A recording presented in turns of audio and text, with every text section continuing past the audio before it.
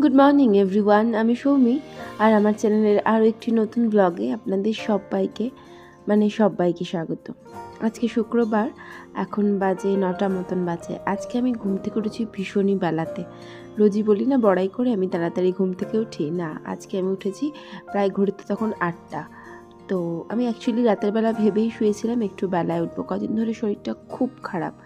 গতকাল রাতেও শরীর ভীষণ খারাপ ছিল, কোনো রকমে কাজকর্ম সেরেছিলাম, তবে রান্না গতকাল রাত্রে আমি করতেই পারিনি।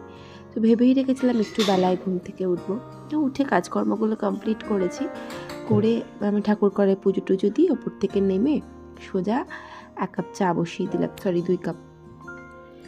আজকে আবার তার মধ্যে এতটাই আমার শরীরটা খারাপ, আবার তার মধ্যে তমাল আজকে দেবে, ওর যেহেতু ডায়াবেটিকও, ওর আজকে ব্লাড দেওয়ার আছে, তো সেই জন্য আমাকে রান্নাটাও একটু তাড়াতাড়ি করতে হবে। আমার মনে হয় না আমি পেরে উঠবো সমস্ত রান্না কমপ্লিট করতে, বা কোনো রকমই কোনো রান্না কমপ্লিট করতে পারবো বলে আমার মনে হয় না।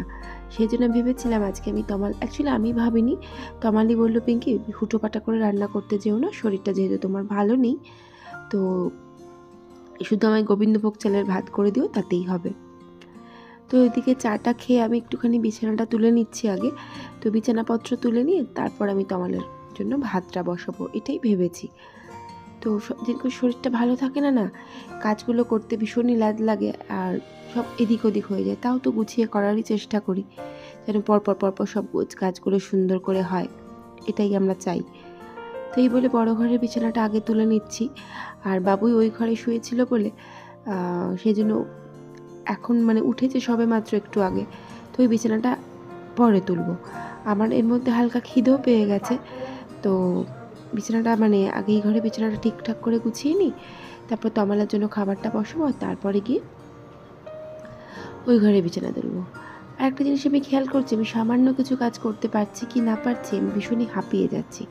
তো সেদিনকে ডাক্তার দেখিয়েছিলাম, কিছু হার্টের টেস্ট দিয়েছে, যেগুলো আমাকে ইমিডিয়েট করিয়ে নিতে হবে। তো এই বলে রান্নাঘরে চলে এলাম, তমালের জন্য ভাতটা বসিয়ে দেবো। ওমা, তারপর দেখি কিনা যে এই রান্নাঘরে আমার প্রেশার কুকারটাই নেই। তো যা এই ভেবে আমি আবার করলাম কি, সোজা চলে গেলাম প্রেশার কুকারটা আনতে। প্রেশার কুকারটা আমার সবসময় ওই স্টোরেজটার মধ্যেই থাকে, কারণ রান্নাঘরটা তো আমার বিশাল কিছু বড় নয়, সেটাকে পরিপাটি করে গোছাতে হয়। সেজন্য সবই যদি রান্নাঘরে ঢুকিয়ে দিই, তাহলে তো রান্নাঘরটা একেবারে যানজটের সৃষ্টি হয়ে যাবে না। একটু ফাঁকা ফাঁকা রান্নাঘর তো ভালো লাগে।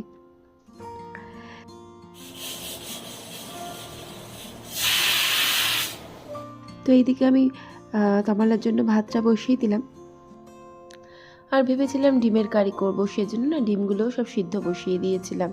তো পরবর্তীকালে আমার আর ভালো লাগেনি, তো তমালকেই একটা টুকরো দিয়ে দিয়েছিলাম। আর আমাদের জন্য আমার আর বাবুয়ের জন্য করেছিলাম, গতকালের কিছু লেফট ওভার ভাত ছিল, সেই ভাতগুলো দিয়ে ভাত ভাজাই বলা যায় পাতি বাংলায়। ওই পেঁয়াজ, একটু আলু, একটা মশলা ফসলা দিয়ে ভাতগুলো একটু ফ্রাই করে নিয়েছিলাম, আর ডিমটা ভেজে শুধুমাত্র বাবুইকে দিয়েছিলাম, কারণ আমার ডিম খাওয়ার এতটুকু ইচ্ছা ছিল না। তো বাবুইকে ওর জন্য খাবারটা আমি বেড়ে দিয়ে দিয়েছিলাম, আর তারপর আমি নিজেও নিয়ে আমার খাবারটা বসিয়ে গিয়েছিলাম। আর তমাল গিয়েছিল স্নানে, ও বললো পিঙ্কি আমি স্নানের থেকে আসি, তারপর তুমি আমাকে ভাতটা বেড়ে দিও।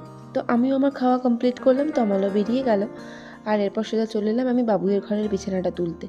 ওকে বললাম যে মামা তুই একটু তুলে দে বিছানাটা। ও বললো মামা আমি পারবো না, প্লিজ আপনি একটু তুলে দিন। তো যা ভাবা সেই কাজ, আমি এই ঘরের বিছানাটুকুও তুলে দিলাম, আর দিয়ে তারপর ভাবলাম চলো এবার রান্না বান্নাও বসাতে হবে। তারপরে মনে পড়লো যে ও ভগবান, বাসন পড়ে আছে।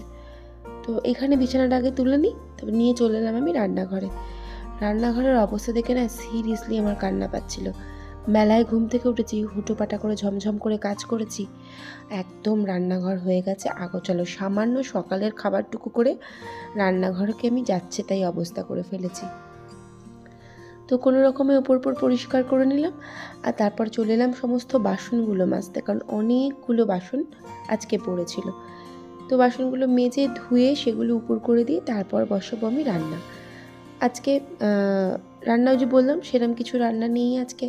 তো এখানে আমি ভাতটা আগে বসিয়ে দিই, আর শুধু করব আলু দিয়ে মাছের ঝাল, ভালো করে একদম সুন্দর করে একদম কষা কষা করে মাছের ঝাল করব। তো তো ভাতটা বসিয়ে দিই না, আমার মনে পড়লো ছাদে নয়, ব্যালকনিতে কিছু বা দোতলায় 3তলার এতে কিছু জামা কাপড় আছে, সেই জামা কাপড়গুলো তুলে নিয়ে আসি। আর আমার এই জেট প্ল্যান্টটা আমি একটুখানি রোদে দিয়ে দিই। মানে জেট প্ল্যান্টের তো রোদ ভালোবাসে, আর কিছুদিন হলো বৃষ্টি হচ্ছিল বলে আমি রোদে দিতে পারিনি গাছটা, তো আজকে একটুখানি গাছটা রোদে দিয়ে দিলাম। আর বর্ষাও চলছিল, মানে জামা কাপড় মেলার ভীষণই ঝামেলা। বর্ষাকালে আমি এইভাবেই এখানে ওখানে করে জামা কাপড়গুলো মেলে রাখি, কিছু ব্যালকনিতে মেলি, কিছু এরকম সিঁড়ির এই ধাপে মেলে দিই। তো এইভাবেই বর্ষাকালে জামা কাপড়গুলো আমি শুকিয়ে থাকি। আর দোতলা তো ঘরগুলো ফাঁকাই থাকে, তো দোতলার ঘরের মধ্যেও কিছু জামা কাপড় আমি মেলে রেখে দিই। তো সেই জামা কাপড়গুলো সব কালকে থেকে মোটামুটি 2 দিন ধরে শুকিয়ে নিয়েছিলাম। আর কিছু জামা কাপড় ব্যালকনিতে ছিল, সেই ব্যালকনির জামা কাপড়গুলো সব আমি এক এক করে গুছিয়ে নয়, তার থেকে সব তুলে নিলাম আর নিয়ে রেখে দেবো আমি। আর তারপর রান্নাবান্নাগুলো কমপ্লিট করার পর সময় মতন আমি যখন সময় পাবো সমস্ত জামা কাপড়গুলো গুছিয়ে আবার ওয়ার্ড্রোবে রেখে দেবো। আসলে বর্ষাকালে জামা কাপড় শুকানোটা একটা বিশাল বড় চ্যালেঞ্জ, তো সেইটা একেবারে কমপ্লিট করাটাও জরুরি, না হলে তো জামা কাপড় পরবো কি। তো জামা কাপড়গুলো উপর থেকে নিয়ে চলে এলাম, আর নিয়ে যে বললাম আপাতত আমি ঘরের মধ্যে রেখে দিই জামা কাপড়গুলো। আর বাবুই দেখলাম ল্যাপটপ খুলে বসেছিল ঘরের মধ্যে। আজকে এই ঘরে আমিই বললাম যে ওই ঘরে বিছানাটা তুলবো, তুই এই ঘরে আয়। সে তখন থেকেও এই ঘরেই বসেছিল।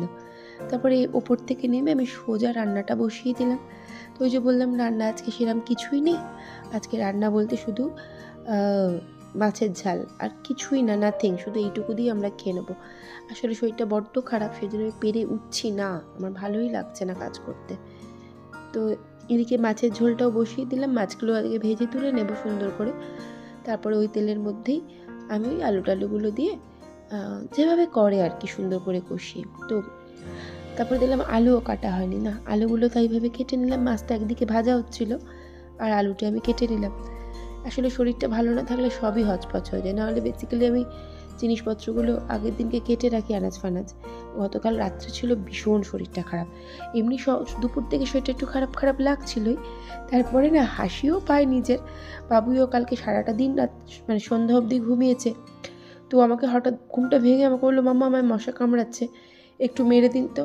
আর আমি ওই হাতটা বাড়িয়ে ওকে মশা মারতে গেছি, তারপর যে আমার কী জোর পাঁজরে লেগেছে, মানে পিছন দিকে পাঁজরায়, মানে বলে না ওই ফিক লেগে যায় বা টান লেগে যায়, সেই রকম হয়েছে। এবার আমি সন্ধ্যে থেকে না নড়তে পারছি না নিঃশ্বাস নিতে পারছি, সে কী কাণ্ড। তারপরে তো আমার একটু হট ওয়াটার ব্যাগ দিতে আমার একটু শরীরটা রাতের বেলা মানে সকাল থেকে একটু ভালো লাগছিল, তাও যে বিরাট কিছু ভালো লাগছিল তা নয়, সেই জন্য ক্লান্ত ছিলাম, ভালোও লাগছিল না, রান্নাবান্নাও একদম তাই সেভাবে করে ওঠেনি। তো এই যে মাছের ঝালটা কিন্তু ভালো করে মশলা টশলা দিয়ে আমি কষিয়ে নিয়েছি, আদা রসুন পেঁয়াজ লঙ্কা হলুদ জিরে ধনে টমেটো কাঁচা লঙ্কা সব দিয়ে আমি ভালো করে মাছের ঝাল মানে তরকারিটা কষিয়ে নিয়েছি। আর এদিকে ভাতটাও কিন্তু আমার ফুটে উঠেছে। এবার মাছের ঝোলটাতে আমি জল ঢেলে দিলাম আর ভাতটাও একদিকে উপর দিয়ে দিলাম। বাবুইকে বললাম যে বাবা তুই একটুখানি স্নানে চলে যা, আর ভীষণ কথা বলে তো ভীষণ বকবক করে, সেই জন্য আমি ওর সঙ্গেই বকবক করছিলাম। ভাতটা উপর দিয়ে দিলাম, আর এবারে ওর স্নান টান করে আসলে ওর জন্য আমি ভাতটা বেড়ে দিলাম। তো চলে গেল ঘরের মধ্যে, ল্যাপটপ নিয়ে একটু বসে পড়লো বোধহয়, তো ওর ভাতটা আমি এদিকে বেড়ে দিলাম, আর মাছটা মানে মাছের তরকারিটা দিয়ে দিলাম। আর ও মাছটা মানে কি বলবো, মাছটাও নিজে পরে তুলে নেবে। তো ওকে খেতে দিয়ে আমি এখানে চলে এলাম, গ্যাস ওভেনটা পরিষ্কার পরিচ্ছন্ন করে নিই। আর কিছু বাসন তো অনেক আগেও মেজে রেখেছিলাম, সে বাসনগুলো এই গ্যাসটা মুছে আমি গুছিয়ে তুলে দেবো। আর খাওয়া বলতে পরে খাবো আমি। তো ব্লগটা আমি আজকে এখানেই তাহলে শেষ করলাম। ভালো লাগলে প্লিজ পাশে থেকে যাবেন, আর ভিডিওটা দেখার জন্য মন থেকে থ্যাংক ইউ।